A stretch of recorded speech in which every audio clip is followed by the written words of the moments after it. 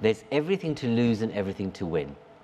Today, I heard from the president when I met him that the highest reduction we've seen in a sense of affiliation and a desire to be part of the EU is now witnessed in North Macedonia. I also met civil society organizations who said that people's faith in government and their sense of how corrupt governments are the highest and the lowest they've ever been, even when there was state capture. That says a lot.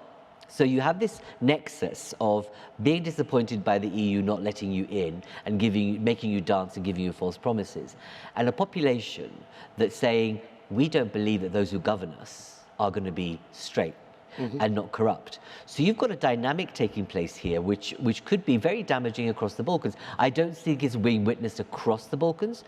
What I do know is that research in most Balkan states which suggests that young people don't trust their leaders.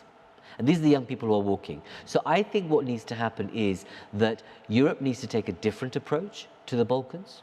Stop making each country jump a hoop. Treat the Western Balkans as a bloc.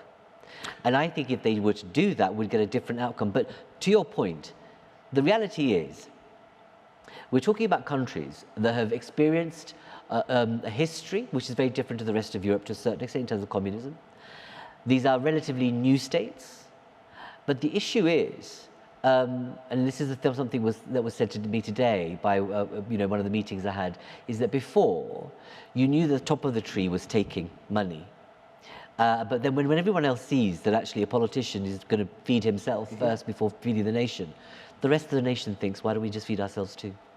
And that's a negative dynamic that's taking place. Our belief was